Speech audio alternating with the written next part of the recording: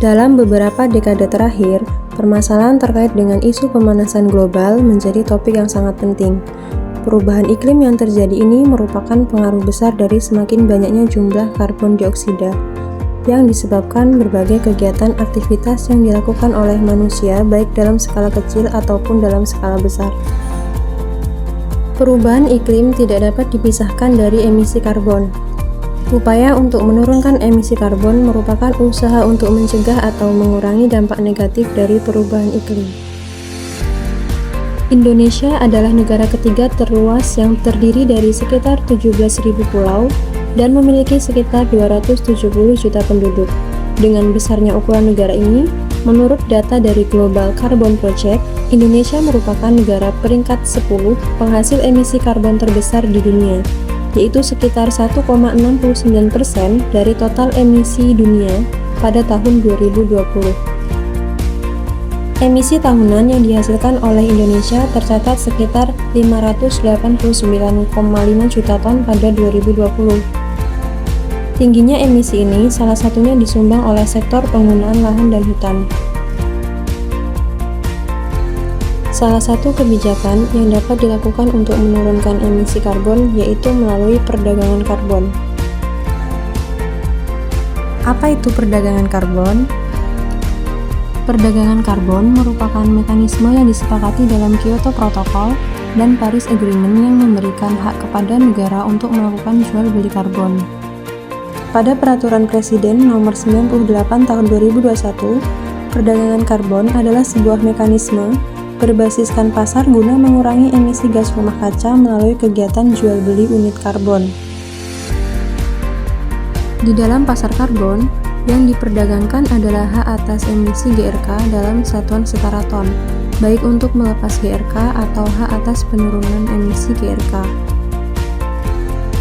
Dalam skema pasar karbon, diberlakukan sistem kuota atau tunjangan. Tiap entitas yang menghasilkan emisi karbon akan diberikan kuota tertentu. Jika produksi emisi karbon melebihi kuota, maka entitas tersebut dapat membeli kredit pada entitas lain yang masih memiliki kuota. Perdagangan karbon di Indonesia akan diatur melalui mekanisme bursa karbon yang penyelenggaraan pasar dan tata kelolanya harus memperoleh izin dari Otoritas Jasa Keuangan. Sementara itu, registrasinya akan dilakukan oleh Kementerian Lingkungan Hidup dan Kehutanan. Pada Selasa, 26 September 2023, Presiden Joko Widodo secara resmi meluncurkan dan membuka perdagangan karbon di Bursa Karbon Indonesia atau IDX Carbon Exchange di Main Hall Bursa Efek Indonesia atau BEI. Peluncuran IDX Carbon menandai jual beli karbon melalui bursa yang pertama di Indonesia. Pada perdagangan perdana itu, BEI mencatat total perdagangan sebanyak 459.953 ton unit karbon dengan 27 transaksi. Pada peluncuran perdana tersebut, Presiden menyatakan potensi bursa karbon di Indonesia mencapai 3.000 triliun.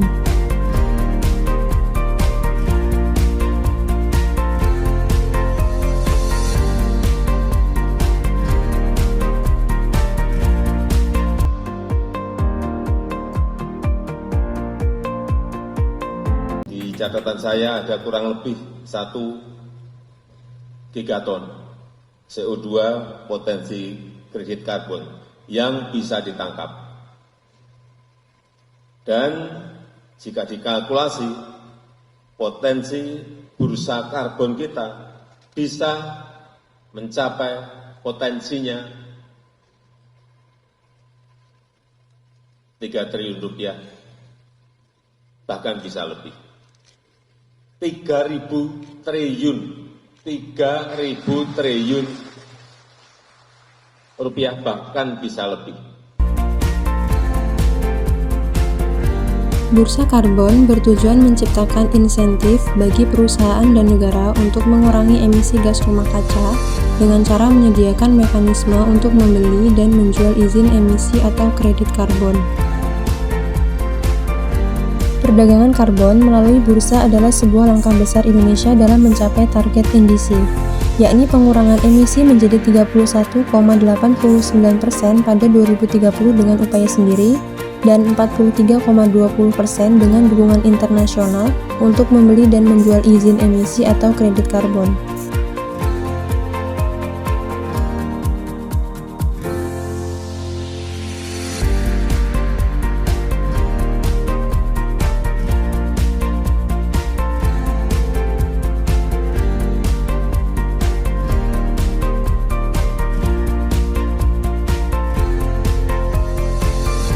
Pada tanggal 15 Februari 2022, Presiden Joko Widodo mengesahkan Undang-Undang Nomor 3 Tahun 2022 tentang perpindahan ibu kota negara. Ibu kota negara ini dinamakan Nusantara. Selanjutnya disebut Ibu Kota Nusantara atau IKN. Perpindahan ibu kota Indonesia ke ibu kota negara yang baru dapat memiliki dampak yang signifikan terhadap emisi gas rumah kaca dan lingkungan.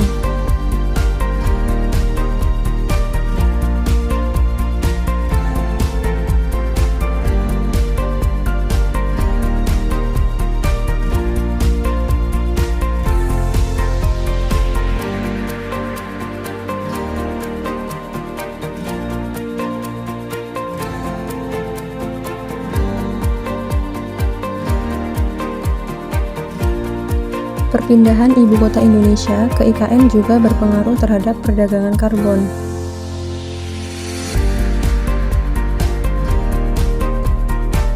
Hal ini akan terwujud jika langkah-langkah dan kebijakan tertentu diterapkan dalam upaya mengurangi emisi gas rumah kaca dan mengelola sumber daya alam dengan berkelanjutan.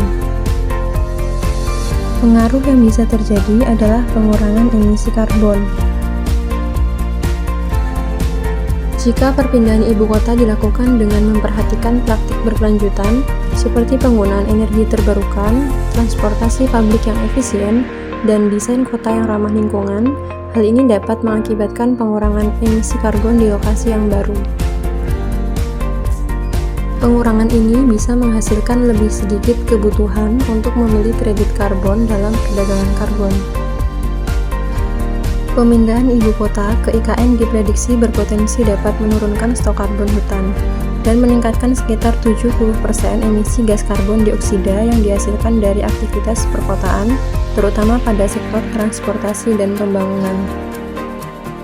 IKN memiliki luas wilayah 256.142,72 hektar dan 65%-nya akan dijadikan ruang terbuka hijau atau sekitar 166.492 hektar.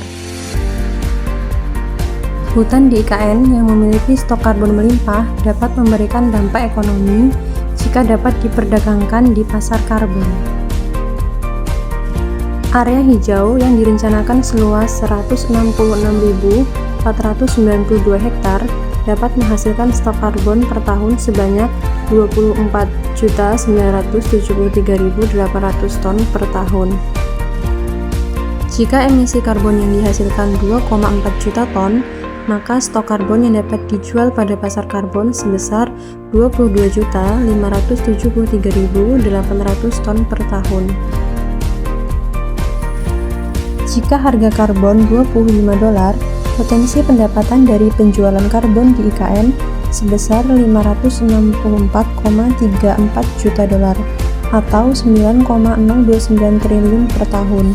Ketika menggunakan harga karbon $50, maka potensi pendapatan yang didapatkan dapat mencapai 1.128,69 juta dolar atau 18,059 triliun per tahun.